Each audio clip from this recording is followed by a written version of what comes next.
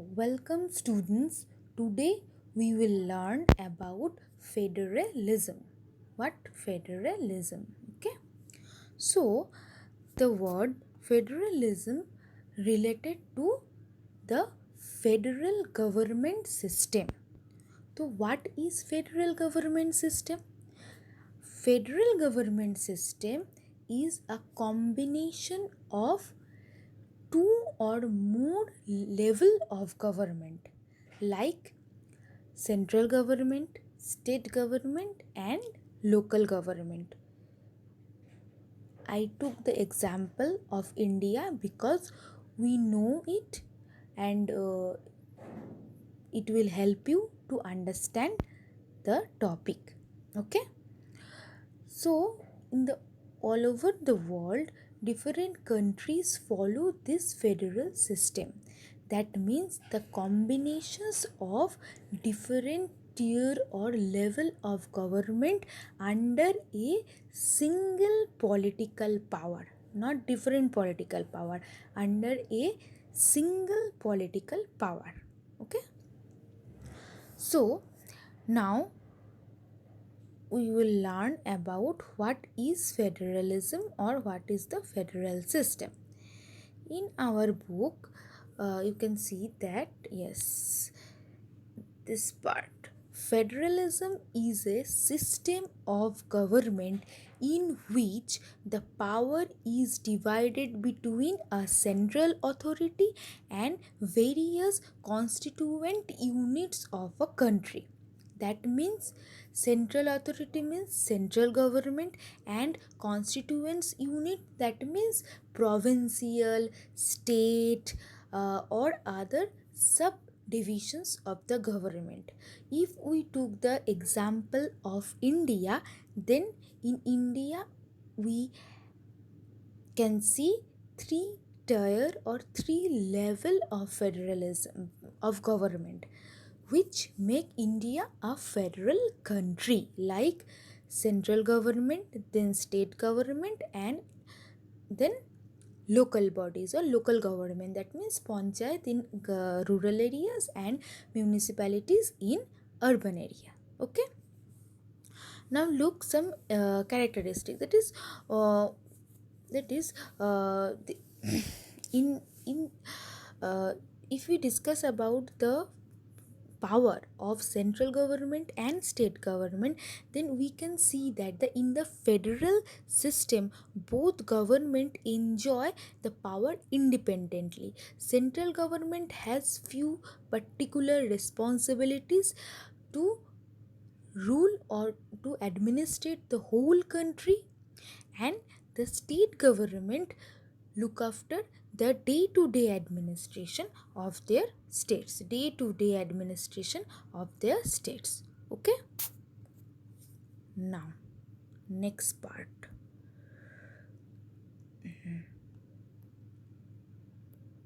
Okay. Now we will learn about the difference between unitary government and the federal government. What is the difference between unitary and federal government? In the unitary government, there is only central government, and under central government there are different sub units or subordinate, and central government has the supreme power. The government can take any decision for country or administration. Other subunits have no power to choose anything or to take any decisions. But in the federal system, we have already discussed that there are two or more level of government, and each level of government has the power to enjoy their freedom. They can take their own decisions. They have different powers which they can enjoy, what they can enjoy freedom. Okay. But in the unitary government they did not enjoy freedom. Okay. This is the main difference between unitary government and the federal government. Okay. Now next part is few key features of federal government. Key features of federal government.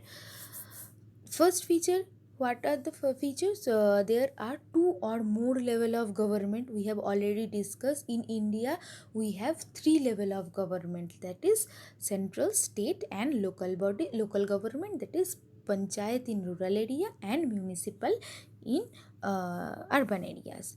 Next point, different tiers of government govern the same citizens, but each tier has its own jurisdiction in specific matter of legislation, taxation and administration. Jurisdiction means, jurisdiction, suppose a, uh geographical area, particular geographical area. Under this geographical area, suppose you can take the example of your district, that is North 24 Pargana. Kachrapada is in North 24 Pargana. So in the in North 24 Pargana, all the decisions, all the legislature, taxation, administration, law and order, police, court, these are under the jurisdiction of a government, of a level of the government. So this is the uh, these things are discussing here. Okay. Third point is, third point, the jurisdictions of the respective level or the tiers of government are specified in the constitution. The what are the power, which types of decisions they can took, or they can take these different types of decisions. These all are specified in our constitution. So the existence and the authority of each tier of government is constitutionally guaranteed. Okay, sorry. Okay, now the next point is, fourth point, the fundamental provisions of the constitution cannot be unilaterally changed by one level of government. Such changes require the consent of both the level of government. That in the class 9 we have already discussed that the in our parliament there are two houses, upper house and lower house, and these houses, the candidate are choose by the general elections. So both house decide, and if we want to pass a bill, then we need concern of the members of the both houses. So so in the federal system, this is mentioned in our constitution that we no provisions, no rule can be changed by the one level of government, that means central government or state government by itself. Okay. Fifth point, court has the power to interpret the constitution and the powers of different levels of government. The highest court act as an umpire if dispute arise between states and different level of government. That means if there is any problem comes between state government and central government, then high courts, that means supreme court or any high courts in our states, can interfere in this matter. So I can give you an example that each and every day if you follow the news, in West Bengal's news, then state government said that central government did not give the proper fund for this project, from that project, so we are not doing our well, we are not properly moving for that project. These types of things we can hear every day over our newses. Okay, so these are the some example of differences between two governments. Okay. Next point is 6. Source of revenue for each level of government are clearly specified to ensure its financial autonomy. So financial autonomy means its freedom or its own way. So source of revenue, revenue means जो हम लोग income करते हैं वो income, और आय जो बोलते हैं वो। The source of revenue for each level of government are different. States के लिए कुछ डिफरेंट है और सेंट्रल गवर्नमेंट के लिए कुछ डिफरेंट है। ओके, और नेक्स्ट पॉइंट कहाँ चला, seventh, federal system this has dual objectives. तो फेडरल सिस्टम का जो मेन ऑब्जेक्टिव्स क्या है, वो mainly two objectives. Number one, to safeguard and promote unity of the country. That means in our country several states are there to maintain the unity of a country. And the next thing ki, while at the same time accommodate regional diversity. To There is a two different thing, unity and diversity. And what we say about our India, diversity in unity, or something. Okay, so sorry, unity in diversity. That means that means uh, in our India we know, if you take the example of KV, we can take the example of KV, that in our class there are different students of different provinces, different states, their languages are different, cultures are different, but we are united as Indians. So federal system always want to promote the unity of a country, but never uh, create any problem to maintain regional diversity. Okay, so now we move on the next point. There are next point is, okay,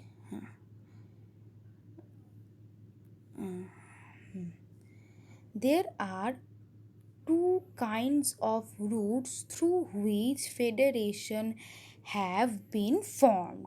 So federations कैसे formed होते हैं? Federations मतलब federal government, that is India is a federal government, USA is a federal government, Belgium is a federal government, Spain is a federal government, Mexico is a federal government. So how these types of federalism formed? Mainly there are two ways. So number one, the first route involves independent states come together on their own to form a bigger unit. This is called coming together federalism. This type of thing we can see in the USA, Switzerland and Australia. Do you know that in USA there are almost 50 states, and these 50 states are independent. Okay, so they come individually and create the USA, United States of America. But the thing is not same with the India. In India there are second route of federalism work, like in the second route is where a large country decide to divide its power between the divides its power.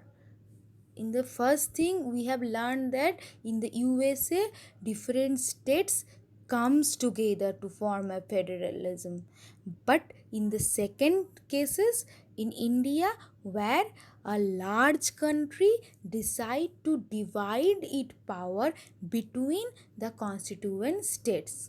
Okay, this is the main difference. In the first case, separate states comes together to hold a whole country, whole federalism. But in the second case, a whole country is divided into constitutional states. So these types of things we can see in India, Spain, Belgium. This is called holding together federalism. Okay, this is called holding together federalism. Okay, so that's for all for today.